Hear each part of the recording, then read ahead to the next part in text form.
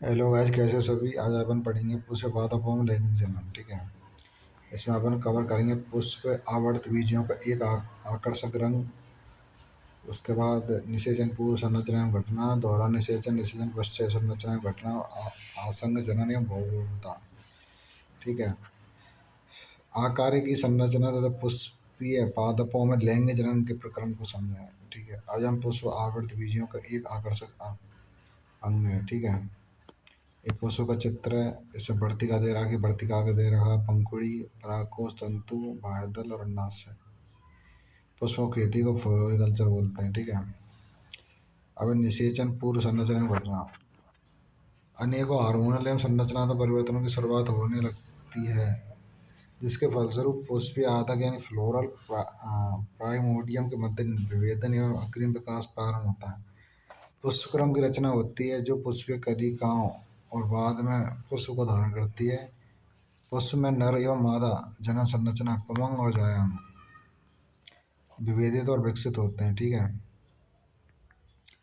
अब पुंकेसर लघु बीजाणु धानी तथा परागकण। एक विशिष्ट प्रारूपी पुंकेसर दो भागों में विभक्त है। पहला लंबा एवं पतला डंठल तंतु यानी फिलामेंट कहलाता है तथा अंतिम सरा सामान्यतः द्विपालित संरचना परागकोश कहलाता है। तंतु का समीपस्थ छोर उसके पुष्पासन पशु दल से जुड़ा होता है। ठीक है। एक प्रारूपी आवृतबीजी परागकोश द्विपालित होते हैं तथा प्रत्येक पाली में दो कोष्ठ होते हैं, अर्थात ये द्विकोष्ठीय होता है। ठीक है। परागकोश एक चार दिशीय चतुष्कोणीय संरचना होती है जिसमें चार कोनों पर लघु बीजधानी समाहित होती है। वे प्रत्येक पाली में दो होती है। ये लघु बीजधानी आगे विकसित होकर के परागपुटी यानी पॉलन सेक्स बन जाते हैं। यह अनुलंबत एक परागकोश की लंबाई तक विस्तारित होते हैं और परागकणों से ठसाठस भर जाते हैं। अब लघु बीजाणुधानी की संरचना। यह सामान्यतः चार भित्ति परतों से आवृत होती है। एपिडर्मिस यानी बाह्य त्वचा, एंडोडर्मिस यानी अंतस्थीसियम, मध्य परत और मध्य परत तथा टेपिटम बाहर की ओर की तीन परतें जो कि संरक्षण प्रक्रिया का कार्य कर रहे हैं तथा परागकोश के स्फुटन में मदद कर परागकण अवमुक्त करती है। इसकी सबसे आंतरिक परत टेपिटम है। यह विकासशील परागकणों को पोषण देती है। टेपिटम की कोशिका सघन जीव द्रव्य से भरी होती है, सामान्यतः एक से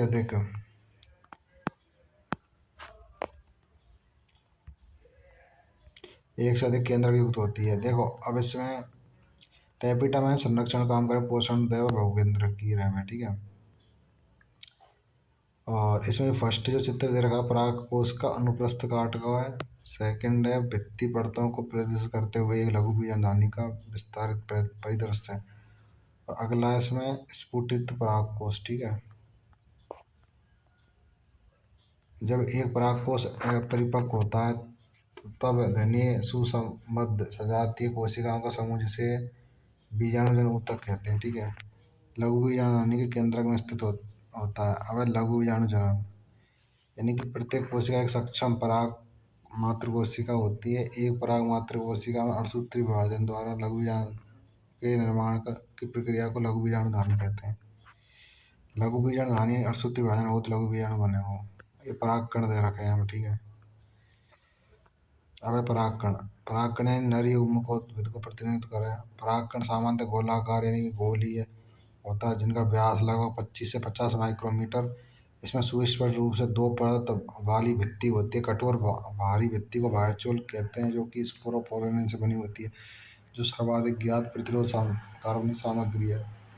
यह उच्च ताप तथा दृढ़ अम्लों एवं क्षारों के सम्मुख टिक सकती है। अभी तक ऐसा कोई एंजाइम पता नहीं चला जो स्पोरोपोलिन को निम्नीकृत कर सके। परागकणों के बाह्यचोल में सुस्पष्ट द्वारक या रंध्र होते हैं जिन्हें जनन छिद्र कहते हैं, जहाँ पर स्पोरोपोलिन अनुपस्थित होते हैं। परागकण की आंतरिक भित्ति को अंतःचोल कहा जाता है और यह एक पतली सतत परत होती है जो सेलुलोज तथा पैक्टिन बनी होती है। परागकण का जीव द्रव्य साइटोप्लाज्म या प्लाज्मा भित्ति से आवृत होता है। जब परागकण परिपक्व होता है तब उसमें दो कोशिका बने, कायक कोशिका, जनन कोशिका। कायक कोशिका जो बड़ी होती है जिसमें प्रचुर खाद्य भंडार तथा एक विशाल अनियमित के आकृति का केंद्रक होता है। जनन कोशिका छोटी होती है। पीवाई को आयो की परागकण की सबसे भारी परत किसकी बनी होती है? तो स्पोर पोलन की। इम्पोर्टेंट है, मल्टीपल बार रिपीटेड है, ठीक है। जो कि सर्वाधिक ज्ञात कार्बन सामग्री भी है ना। अब साहब परागकण जो है मैंने ये तरकु आकृति घनीय जीव द्रव्य और एक केंद्रक वाला रहा है। 60% से अधिक आवर्त बीज पादपों परागकण इस दो कोष के चरणों में झड़ते हैं और संलग्नित होते हैं।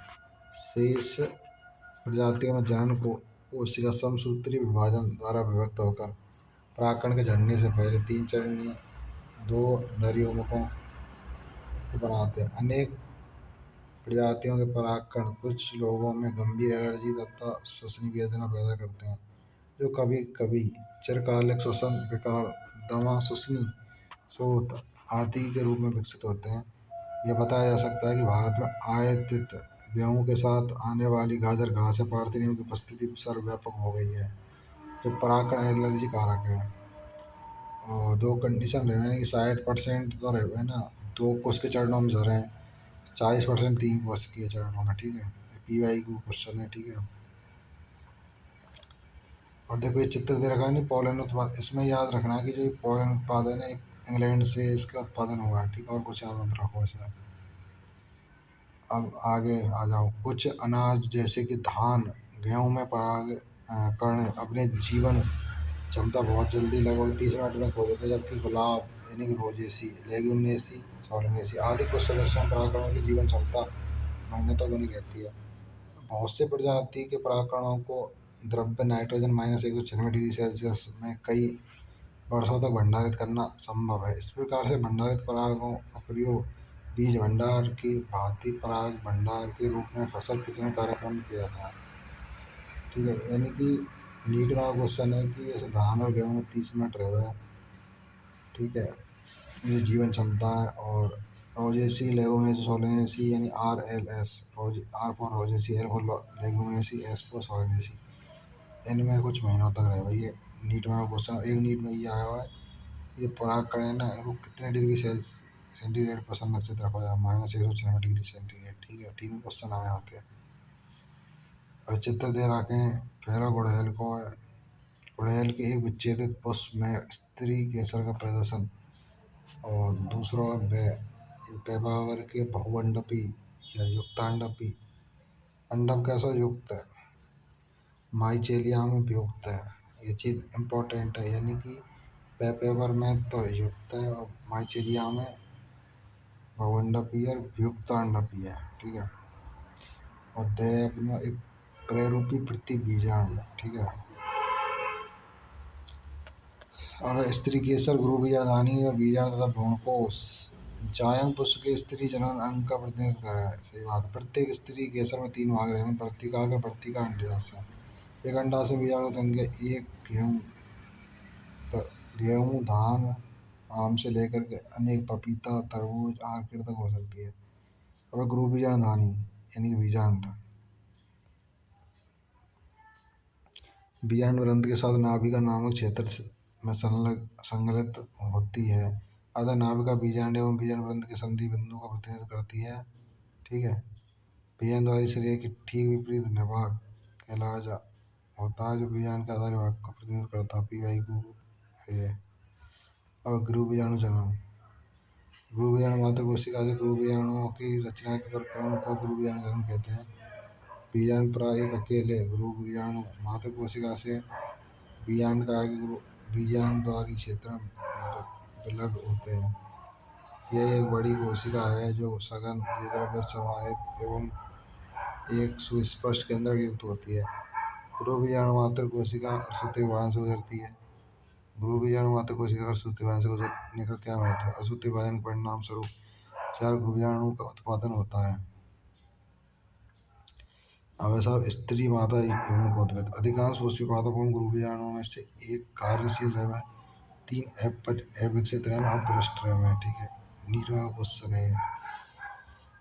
देखो तो 4 गुरु बीजाणु रैम में एक क्रियाशील रैम, 3 अक्रियाशील, पीवाई का क्वेश्चन है, ठीक है। और ये सबसे इम्पोर्टेंट ये है कि 8 न्यूक्लियोटाइड चरण के पश्चात कोशिका भित्ति की नींव पड़ती है जो विशिष्ट यानी कि मादा यौन कोश या भ्रूण कोश के संगठन का रूप ले लेती है। भ्रूण कोश के भीतर कोशिकाओं के वितरण का अवलोकन कीजिए। 8 में से 6 न्यूक्लियस भित्ति कोशिका से घिरी हुई होती हैं। कोशिका में संयोजित रह में शेष बचे 2 न्यूक्लियाई ध्रुवीय न्यूक्लियाई कहलाते हैं, जो अंड उपकरण के नीचे केंद्रीय कोशिका में स्थित हैं।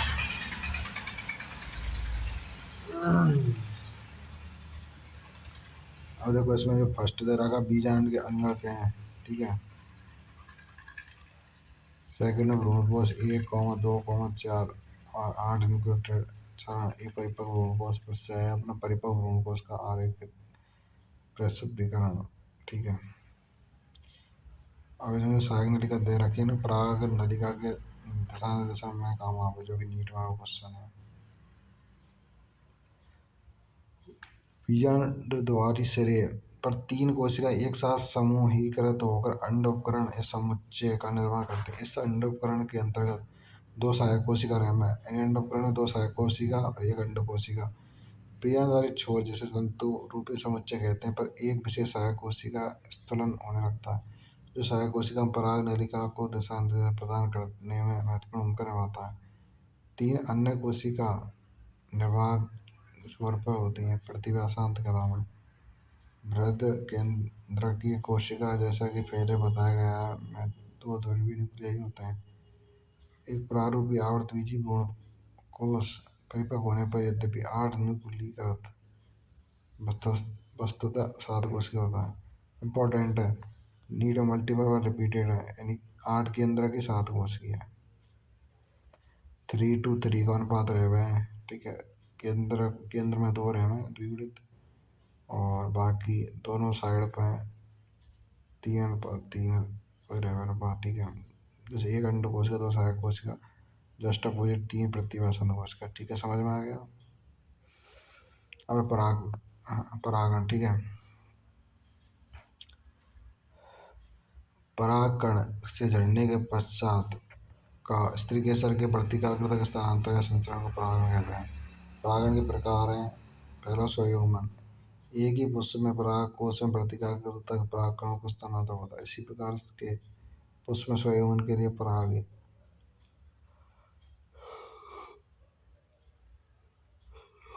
एवं वर्तिकाग्र की विमुक्ति के लिए क्रमशः समकालिकता की आवश्यकता होती है। इसके साथ ही परागकोश एवं वर्तिकाग्र कोई दूसरे के पास अव्यवस्थित होना चाहिए ताकि स्वयं परागण संपन्न हो सके। कुछ पादप जैसे कि बायोला यानी कि पानिसी बोलते हैं इसको, और ऑक्जेलिस कॉम्बलिना जो कनक हुआ, 2 प्रकार के पुष्प पैदा करते हैं। उन्मील परागण, अनुन्मील्य परागण। उन्मील में यानी कि अन्य प्रजाति के पुष्प पादपों के समान होते हैं, ठीक है। जिसके परागकोश एवं वर्तिकाग्र अनावृत होते हैं तथा अनुन्मील्य परागकण पुष्प कभी भी अनावृत नहीं होते। इधर फर्स्ट जिसमें दे रखा है उन्मील यानी कि खुले हुए पुष्प, नीचे के साइड देख रहे हैं अनुन्मील्य यानी कि बंद पुष्प, ठीक है। उन्मील परागण पुष्प निश्चित रूप से परागकण की अनुपस्थिति यानी बीज पैदा करते हैं। अब सजातीय परागण, एक ही पादप के एक पुष्प के परागकण का दूसरे पुष्प के वर्तिकाग्र तक का स्थानांतरण, ये सजातीय परागण। क्रियात्मक रूप से परागण, क्रियात्मक रूप से क्या है, पर परागण जिसमें एक कारक एजेंट सम्मिलित होता है। सजात पुष्पीय परागण लगभग स्वयंगमन जैसा ही है, क्योंकि इसमें परागण कण उसी पादप से आते हैं, ठीक है, पर निषेचन ही डिफरेंट है। स्वयंगमन सजात पुष्प परागण ये से मतलब सिमिलरिटी ज़्यादा है इनमें, और एक ही पादप के बीच में मेन चीज़ तो यही है सिमिलर, पर निषेचन अलग अलग पादपों के बीच निषेचन है। इसमें विभिन्न पादपों के परागकोश से विभिन्न पादपों के वर्तिकाग्र तक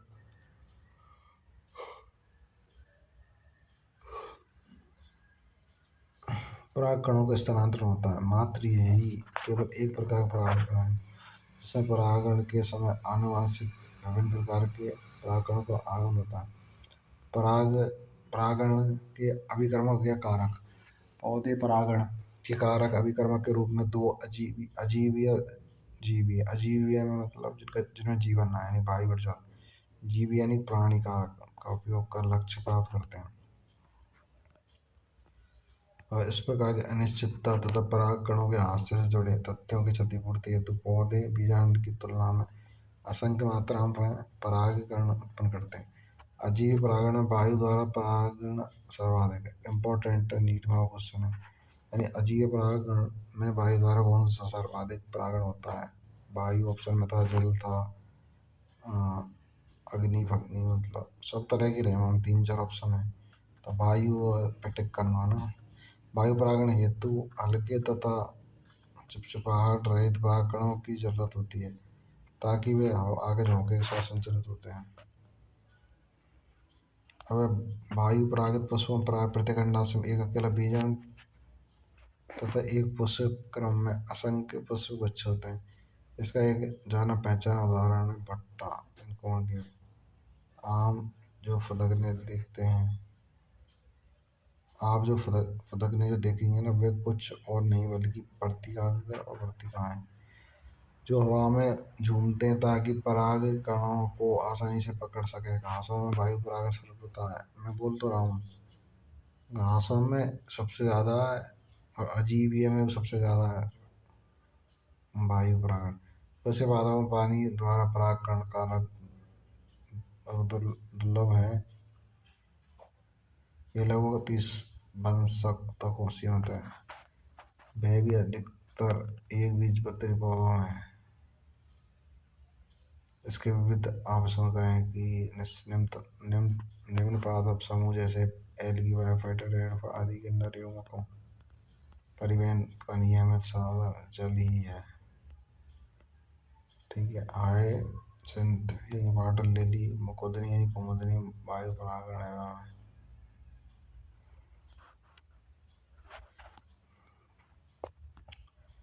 कुछ ब्रायोफाइट एवं टेरिडोफाइट का विस्तार केवल इसलिए सीमित है क्योंकि नर युग्मकों के परिवहन में एवं निषेचन हेतु जल की आवश्यकता होती है। जल परागित पादपों के कुछ उदाहरण बेलिस नेरिया तथा हाइड्रिला जो कि ताजे पानी में उगते हैं। अनेक समुद्री जलीय घास जैसे कि जोस्टेरा। सभी जलीय पौधे जल को परागण के लिए उपयोग नहीं लेते हैं। अधिकांश जलीय पौधे जैसे कि वाटर हायसिंथ एवं वाटर लिली पानी के सतह पर पैदा होते हैं और इनका परागण कीटों एवं वायु से होता है। जैसा कि अधिकतर स्थलीय पादपों होता है। एक प्रकार के जलीय परागण में मादा पुष्प एक लंबी डंठल द्वारा जल की सतह पर आ जाते हैं और नर पुष्प या परागकण पानी की सतह पर अवमुक्त होकर आ जाते हैं। उदाहरण पेरिसनेरिया डंठल के साथ जलधाराओं निष्क्रिय रूप से बहते रहते हैं। इनमें से कुछ एक संयोगात्मक रूप से मादा पुष्प एवं मृतिका तक पहुंच जाते हैं। अन्य समूह जलीय परागण बाल्यपादा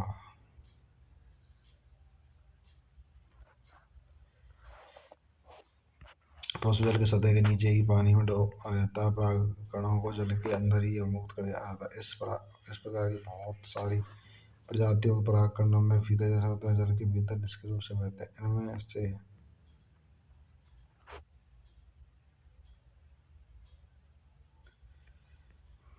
जल परागित अधिकतर प्रजातियों में परागकणों को पानी के भीतर गीले सिले आवरण द्वारा संरक्षित रखा जाता है। अब अधिकतर पुष्पीय पादप परागण के लिए प्राणियों को परागण यानी कर्मक कारक के रूप में उपयोग किया जाता है। मधुमक्खी है परागण कर्मक के रूप में, भौरे, तितलियां, मर, चींटियां, शलभ तथा कीट पक्षी, शंखघोड़ा, गुंजन पक्षी, चमगादड़ आदि सामान्य परागणीय अभिकर्मक है। प्राणियों में कीट पतंग विशेष रूप से मधुमक्खी प्रधान जीवीय परागण कर्मक हैं। यहाँ तक कि बड़े नर वानर गण के प्राणी लीमर या लेमूर वृक्षवासी या शाकाहारी यहाँ तक कि सरीसृप गीको छिपकली नौबन छिपकली। अधिकतर कीट परागित पुष्प बड़े रेमे, ठीक है, सुगंध युक्त रेशम मकरंद से भरपूर है में जब पुष्प छोटे होते हैं तब अनेक पुष्प एक पुष्पवृंत में समृद्ध और बद्ध होकर अधिक उभार आते हैं। प्राणी रंग एवं अथवा सुगंध के कारण पुष्प की ओर आकर्षित होते हैं। मक्खी एवं बीटल से परागित होने वाले पुष्प मलिन गंध स्रावित करें जिससे प्राणी आकर्षित होते हैं। प्राणियों से भेंट जारी रखने के लिए पुष्पों को कुछ लाभ या पारितोषिक उपलब्ध कराना।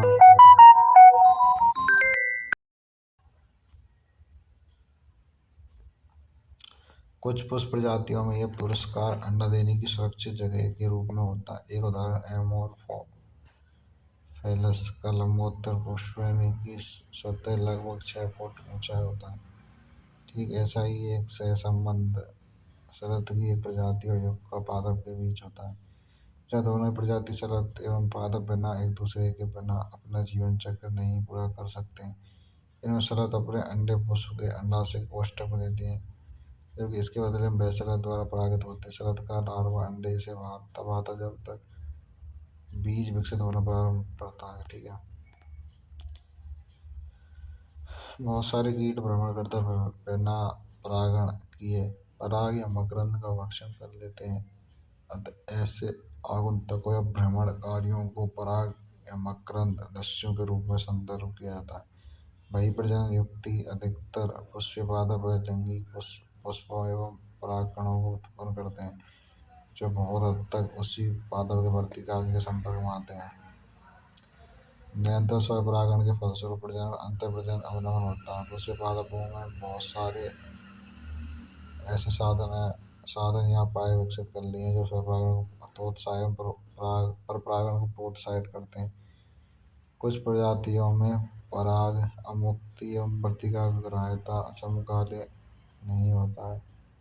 या तो वर्तिका के तैयार होने से पहले ही पराग अमुक्त कर दिए जाते हैं या फिर परागों के झड़ने से पहले काफी पहले वर्तिका के ग्राही बन जाता है। कुछ प्रजातियों में पराग कोश एवं वर्तिकाग्र विभिन्न स्थानों पर अव्यवस्थित होते हैं जिससे उसी पादप में पराग वर्तिका के संपर्क में नहीं आ पाते हैं। अंतः प्रजनन रोकने का तीसरा साधन असामंजस्य है। एक ही पादप पर नर और मादा दोनों ही पुष्प उपलब्ध हैं जैसे अरंड मक्का यानी उभयलिंगाश्रयी। यह स्वपरागण को रोकता है न कि सजात पुष्पीय परागण को। अन्य बहुत सारी प्रजातियां जैसे पपीता में नर एवं मादा पुष्प विभिन्न पादपों पर होते हैं अर्थात प्रत्येक पादप या तो मादा या नर है। एक लिंगाश्रयी यह परिस्थिति स्वपरागण सजात पुष्पीय परागण दोनों को अवरोधित करता है। पराग स्त्री कैसे संकर्षण पाशप क्रिया। ठीक है। स्त्री केसर में ऐसा क्षमता है कि वह पराग को पहचान सके और वह उसी वर्ग के सही पराग का प्रयोग सुयोग या फिर गलत प्रयोग अयोग। यदि पराग सही प्रकार का होता तो स्त्री केसर उसे स्वीकार कर लेता तथा परागण पश्च घटना के लिए प्रोत्साहित करता है जो कि निषेचन की ओर बढ़ता है। यदि पराग गलत प्रकार का होता तो स्त्री केसर वर्तिका के पराग अंकुरण या वर्तिका में पराग नली का वृद्धि रोककर पराग को अस्वीकार कर देता है। ठीक है। सुयोग परागण के अनुपालन में परागकण वर्तिकाग्र पर जनित होते हैं ताकि एक जनन छिद्र के माध्यम से एक पराग नली का उत्पन्न हो। पराग नली का वर्तिका के ऊतकों के माध्यम से वृद्धि करती है अंडाशय तक पहुँचते। पादपों में परागकण दो कोश की स्थिति में जड़ें एक काय कोशिका तथा दूसरी जनन कोशिका है ना।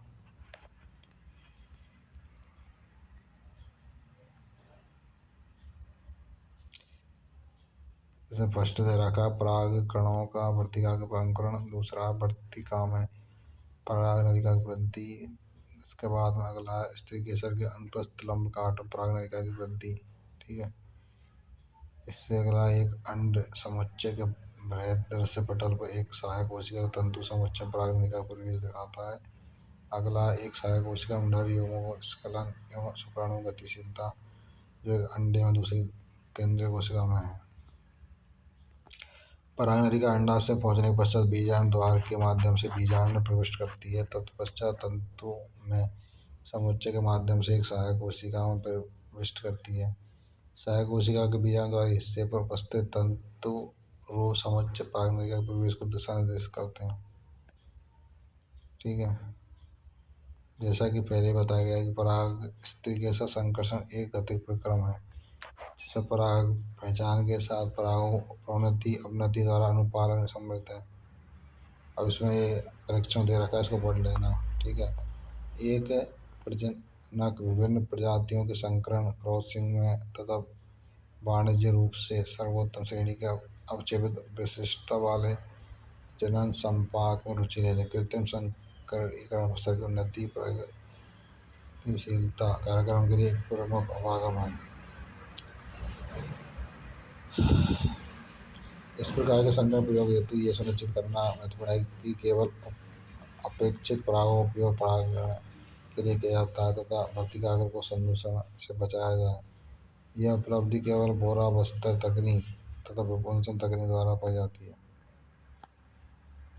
अब दोहरा निषेचन डबल फर्टिलाइजेशन, यानी कि एक तो इसमें देखो एक द्विगुणित कोशिका की रचना होती है। इसमें दूसरा नर युग्मक केंद्र कोशिका में स्थित दो ध्रुवीय न्यूक्लियाई की ओर गति करें तो उनमें संलयित होकर त्रिगुणित प्राइमरी एंडोस्पर्म न्यूक्लियस यानी प्राथमिक पोष केंद्र बनाता है। जैसा कि इसके अंतर्गत तीन अगुणित न्यूक्लियी केंद्र की सम्मिलित होते हैं, अतः इसे त्रिसंलग्न कहते हैं। चूँकि एक भ्रूण कोश में दो प्रकार के संलग्न यानी कि युग्मक संलयन तथा त्रिसंलयन स्थान लेते हैं, अतः इस परिघटना को दोहरा निषेचन कहा जाता है, जो कि पुष्प पादपों के लिए एक अनूठी घटना है। त्रिसंलयन के पश्चात केंद्र की कोशिका प्राथमिक भ्रूणकोश कोशिका बन जाते हैं तथा भ्रूणकोश के रूप में विकसित होने लगती है, जबकि यौनाज भ्रूण के रूप में विकसित होती है। अब इसमें देख लो, एक निषेचित भ्रूणकोश है ना, यौनाज तथा प्राथमिक भ्रूणकोश केंद्र की को दर्शाते हुए वह पॉइंट है। इसमें एक द्विबीजपत्री में भ्रूण विकास के चरण। ठीक है, यौनाज बने फिर गोलाकार भ्रूण, फिर हृदयाकार भ्रूण, फिर परिपक्व है ना। अब निषेचन पश्चात घटना, उसके बाद में मतलब इसमें निषेचन पश्चात घटना भ्रूणकोश है। भ्रूणकोश कोशिका बार बार विभाजित होती है तथा एक त्रिगुणित भ्रूणकोश ऊतक की रचना करते हैं। इन ऊतकों की कोशिका संरक्षित खाद्य सामग्री से पूरित होती है और विकासशील भ्रूण की पोषकता के लिए उपयोग किए जाते हैं। सर्वाधिक सामान्य प्रकार के प्राथमिक भ्रूणकोश केंद्रक नामक भ्रूणकोश विकास उत्तरोत्तर केंद्र की विभाजन से गुजर कर मुक्त न्यूक्लियाई के रूप में पैदा होता है। भ्रूणकोश के विकास की इस अवस्था को फ्री न्यूक्लियर एंडोस्पर्म अर्थात मुक्त केंद्र की भ्रूणकोश कहते हैं। इसकी सापेक्षी कोशिका वृत्ति रचना स्थान लेती है और भ्रूणकोश कोशिकीय बन जाता है। कोशिकीकरण से पहले मुक्त न्यूक्लियाइयों की संख्या में व्यापक भिन्नता होती है। एक कच्चे नारियल का पानी जिससे आप परिचित हैं, तो इसमें सब है भी या ना, मतलब कुछ परिचित है कुछ नहीं है, बल्कि यह मुक्त केंद्र की भ्रूणकोश जो 1000 न्यूक्लियाई बना और इसके आसपास का सफेद भूरा ग्रीन कोश के भ्रूणकोश होता है। बीज के परिपक्व होने से पहले भ्रूणकोश पूरी तरह से विकासशील भ्रूण जैसे कि मटर, मूंगफली, सेब आदि द्वारा उपयोग कर लिए जाते हैं। फिर परिपक्व बीज में विद्यमान रहता है, जैसे अरंडी और नारियल। इसे बीज अंकुरण के समय इस्तेमाल किया जाता है। यदि अरंडी, मटर, सेब, मूंगफली आदि के बीज नारियल के फल को खोलें और प्रत्येक में भ्रूणकोश को देखें तो पता चलेगा। तो इसमें पहला भ्रूण यानी कि भ्रूणकोश या पुटी के बीजाणु द्वारा शरीर पर विकसित होता है, जहाँ पर युग्मनज स्थित होता है। अधिकतर युग्मनज तो तब विभाजित होते हैं जब कुछ निश्चित सीमा तक भ्रूणकोश विकसित हो जाता है। यह एक प्रकार का अनुकूलन है ताकि विकासशील भ्रूण को सुनिश्चित पोषण प्राप्त हो सके। यद्यपि बीज में व्यापक भिन्नता होती है। भ्रूण विकास की प्रारंभिक अवस्था एक बीजपत्री तथा द्विबीजपत्री दोनों ही में समान होती है। युग्मनज प्राक भ्रूण के रूप में वृद्धि करता है और इसके सापेक्ष गोलाकार हृदयाकार परिपक्व भ्रूण में वृद्धि होती है। एक प्रारूपी द्विबीजपत्री भ्रूण में एक भ्रूणीय अक्ष तथा दो बीजपत्र समाहित होते हैं। बीजपत्र के स्तर से ऊपर भ्रूणीय अक्ष की प्रोटीन एपिकार्टिल बीजपत्र पर एक जो परांकुर या स्तंभ सिरे पर प्राय समाप्त होती है। बीज पत्र आधार में बीज पत्र के स्तर से नीचे बेलनाकार प्रोटीन जो कि मूलांश रहा या मूलज के शीर्षांश पर समाप्त होती है। ये मूल शीर्ष एक ढक्कन द्वारा आवृत होती है जिसे मूल को कहते हैं। एक बीजपत्री भ्रूण केवल एक बीजपत्र होता है। घास परिवार में बीजपत्र को स्पुटेलम कहते हैं। ठीक है, जो भ्रूणी अक्ष के एक तरफ और स्थित होता है। इसके निचले सिरे पर भ्रूणी अक्ष में एक गोलाकार और मूल आवरण एक बिना विभेदित परत से आवृत होता है जिसे मूलांकुर चोल कहते हैं। स्पुटेलम के जुड़ाव के स्तर से ऊपर भ्रूणी अक्ष के भाग को बीजपत्र परिघ में प्रेरोसिस तथा कुछ आदिकालिक पर्ण होते हैं जो खोखला पर्णीय संरचना को घेरते हैं जिसे परांकुर चोल बोलते हैं। ठीक है, अब इसमें बीज यानी कि लैंगिक जनन का अंतिम परिणाम बीज है साहब। ठीक है, इसको प्राय एक निषेचित बीजाणु के रूप में वर्णित किया गया है। ठीक है, बीज फलों के अंदर पैदा होते हैं। एक बीज में विशिष्ट रूप से बीज आवरण रह बीज पत्र रह एक भ्रूण अक्ष सम्मानित होता है। भ्रूण का बीज पत्र एक सरल संरचना प्राय आरक्षित आर भंडार के कारण फूली हुई एवं स्थूल होती है। परिपक्व बीज गैर एल्यूमिनस रहित हो सकता है। गैर एल्यूमिनस बीज में अवशिष्ट भ्रूणपोष नहीं होता है क्योंकि भ्रूण विकास के दौरान यह पूर्णतः उपभोक्त कर लिया जाता है। एल्यूमिनस बीजों में भ्रूणपोष का कुछ भाग शेष रह जाता है क्योंकि भ्रूण विकास के दौरान इसका पूर्णतः उपभोग नहीं हो पाता है। गेहूँ, मक्का, बाजरा, अरंड कभी कभार कुछ बीजों में जैसे कि काली मिर्च, चुकंदर में बीजांड का भी शेष रह जाता है। अवशिष्ट उपस्थित बीजांड का परिभ्रूणपोष होता है। ठीक है, बीजांड का अध्यावरण बीज के ऊपर सशक्त संरचनात्मक आवरण बना जाता है। बीज के आवरण में बीजांड द्वार एक छोटे छिद्र के रूप में रह जाता है।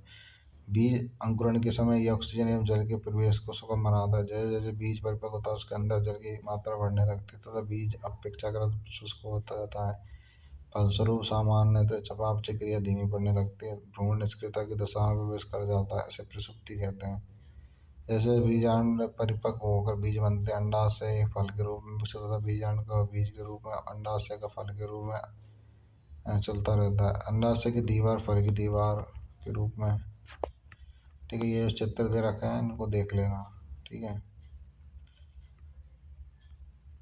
फल वित्तीय तथा फल अमरूद, आम, संतरे आदि गूदेदार हो सकती है। मूंगफली, सरसों आदि की शुष्क हो सकती है। ठीक है, अनीस एक फल है। केला और पुष्पासन किस्म बाजार सेब, रसभरी, अखरोट आवासी फल के भिन्न। ल्यूपिनस आर्किटिस 10,000 पुरानों बीज इसमें अंकुरित माना गया। और खजूर यानी फियोनिक्स डिक्टिलोफेरम 2000 वर्ष पुराना।